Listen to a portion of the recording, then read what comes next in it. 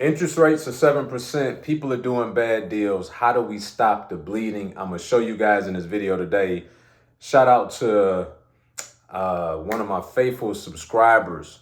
He asked me, he said, listen, B, I'm in the process of underwriting deals right now, running reps. Can you show us how to properly underwrite deals? That's what I'm absolutely going to do for you guys in this video today. So make sure you stay locked in all the way through, because it's so important when we go through and we underwrite deals, okay? First of all, what is underwriting deals? It is the process by which a lender or lending institution, mortgage company, will go out and evaluate your deal to see whether or not it's lendable, and if so, at what level should they lend on the deal. Well, why is this important? It's important for you as an investor to understand what that is, because if you flip in a property, then your buyer is going to go through an underwriting process in order to purchase the property, right? So you need to start with the end in mind and reverse engineer your process to make sure that you make money when you buy, right? We make money when we buy in real estate. The sale consummates the transaction. So on one side, we need to underwrite the deals properly so that we can determine the ARV, the after repair value, so that when our buyers go to get a mortgage from their bank to buy the home from us, when we flip it to them, that we didn't miss the mark. Secondly, let's just say you're doing a cash flow deal. You want to make sure that you underwrite the deal to understand what are the market rents, and more importantly, what is the value after repair, so that if you want to go and do a BRRRR, right, and refinance the property and pull capital back out, that you ensure that the money should be there. All right. So today, I'm going to cover this with you guys on the whiteboard and just go through the components of properly underwriting the deal. Okay. Now,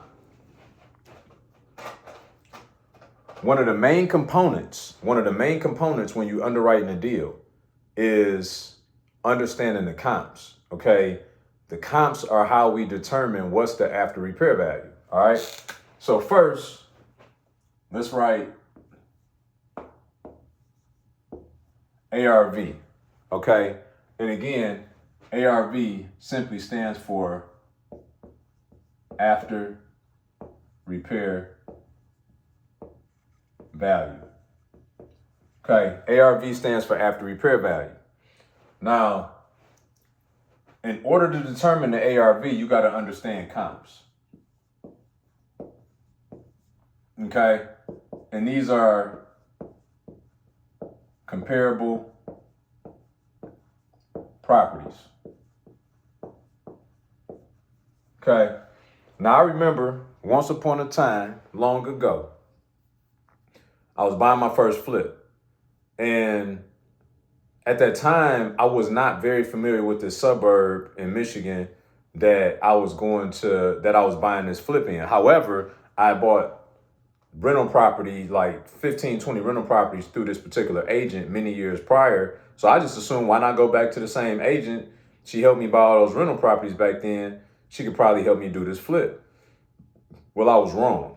Okay, no knock to her. It was my responsibility. I should have had the proper education so I could have held her better accountable. But she came up with helping me determine the ARV, right? So we looked at the comps, and the comp that we used was across a main road. Why is that a big deal? Well, because that changes, quote unquote, the neighborhood from an appraiser's perspective. And so we evaluate the comps. We determine the ARV being around 155,000. Well, where our property was located, those properties, the ARV was more like 126 to 135. Well, in lieu of that, went through a 4-month renovation, did a phenomenal job on the property, beautiful renovation. For it to only sell and we lose $26,000. Yeah, that was a painful reality, right? And so I want to help you guys avoid having to make said mistake, because you need to understand how to properly analyze comps. Okay, so let's roll. Now, one of the first rules to comps is the square footage. Okay, so you want to be plus or minus 500 square feet. Okay, you want to be plus or minus 500 square feet of the subject property. So if your property is, say, 2,000 square feet,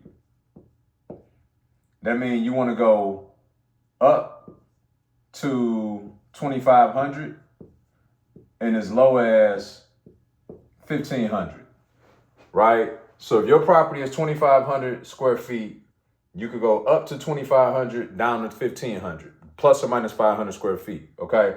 Now, some would say, no, you need to be within 300. You can go as far out as 500 as the appraiser will, but of course, the tighter the comp, the better, which brings me to my next point, right? So unless you're in a rural area, you're gonna wanna be within a half-mile radius. Okay, you want to be within a half-mile radius from your subject property. All right, now, obviously, a quarter-mile radius is even better, right?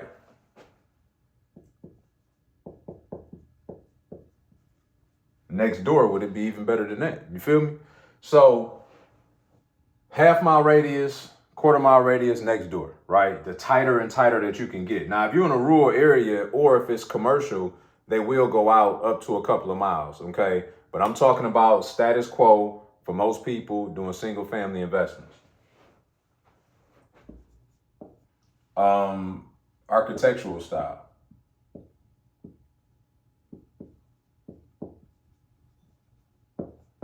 Right? Architectural style. And listen, by the way, this video will make you a lot of money if you get good at this part of the process, okay? So make sure you like, subscribe, comment, share this with a friend, right? Share this with a fellow investor. Don't hold on all the sauce, okay? Now, architectural style is important because you may have a colonial, right? You could have, oh, I forgot to tell y'all, I got the handwriting of a physician, so you gotta listen to me, okay? A bungalow, right? You could have a ranch. And y'all on the East Coast, y'all got all kind of funny names for your architectural styles. But the point is, you want to compare colonials with a colonial. You want to compare a bungalow with a bungalow. You want to compare a ranch with ranch, right? And in addition to that, so also you want to compare brick with brick and vinyl sided with vinyl sided, right? These things are very important because they have an impact on what the value is of the property. Now, then you want to look at bed bath count. Okay, so if you got 3 bed, 2 bath, then you want to find another 3 bed, 2 bath. Now, in most cases, you can go up to 4 bed, 2 bath, right? But once you get to adding an additional bath, so let's just say you went 3-3, that 3-3 is going to be far superior than the 3-2 because it's additional bathroom in the house, okay?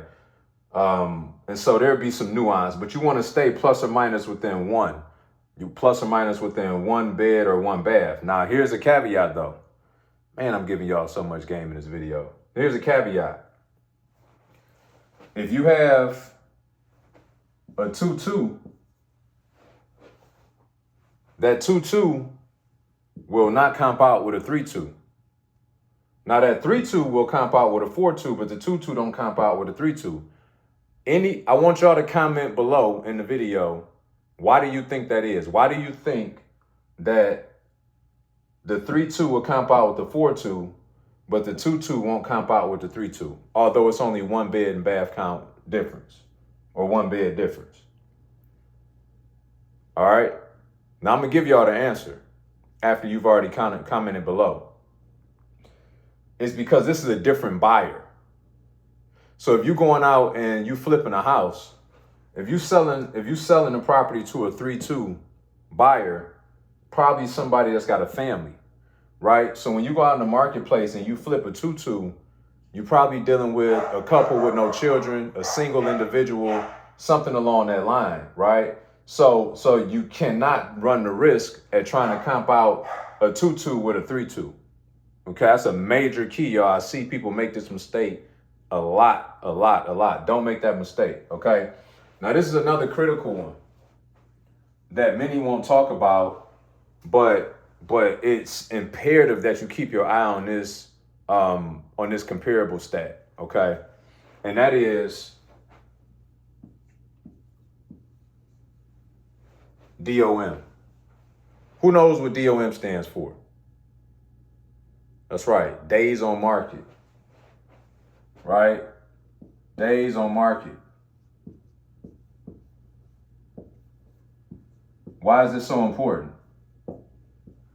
Why is this so important? It's so important because right now we're in a situation where, okay, let's just take this and frame this time of year against last year, right? Run them in parallel. So same thing was happening this time last year where interest rates were starting to go up towards the fall. But people who bought flips, say back in May or June, bought them with the understanding that they were going to be able to get in and out of them and maybe turn them in 90 days. But as interest rates creep up, the days on market creep up, which means that what days on market means is from the time somebody lists the property for sale, that it stays on market X amount of days before it goes under contract for purchase, okay? That's so critical, y'all. That's so critical because the people that bought deals in May or June of last year, well, when interest rates went up, the market slowed down, days on market increased, and they ended up having a sale at a discount and in many cases a deficit toward January, February of this year. Well, fast forward, that same cycle is happening right now, right? Interest rates have been up in the 7s for the last 6 weeks or so now. Prior to that, the market was still pretty consistent. People started buying deals again. And if you did not buy your deal low enough at a deep enough discount on purchase, by the time you get to the other side, you're probably going to be in a similar situation where you're losing money. So this is the moral of the story today is this, guys. Do not try to time the market. Do not try to think that you can push the ARV and make your value higher than what it is. You got to be super diligent at making sure everything lines up in the comps, okay? And also that you are conservative with checking out your rents in your area. Make sure that you go out and you get rents that are market rents. Even if you can get better rents, underwrite your deals with market rents so that you're not being overzealous as this economy continues to do what it does. Think affordability is becoming more challenging for renters and homeowners. And it's a lot of money to be made. I'm not saying this to discourage. I'm actually saying this to teach you guys some things to help encourage you to get out here and start doing the business the right way, okay? For those of you that want to learn how to go out and do this the right way, build a 6 and 7 figure business in a matter of 12 months, join me on my next iFlip challenge. I'm going to be teaching you guys how to build a 6 and 7 figure business over the span of 12 months while using other people's money. Yes, doing deals with no money out of pocket is forever will change your life. And so, you know, if you are interested in that, click the link. You'll see it in the description and www.iflipchallenge.com. I love to spend 5 days with you where you guys will get to learn from me how to build a 6 and 7 figure business over 12 months. Buy your time back, retire from work or your business, as well as you get live coaching from me for an hour each one of those days. So if that's something you're interested in, click that link in the description or go to www.iflipchallenge.com. I love to show you guys how to forever change your life through real estate investing. Again, share this video with a fellow investor, an aspiring investor. Like, comment, and I look forward to connecting with you guys in the next one.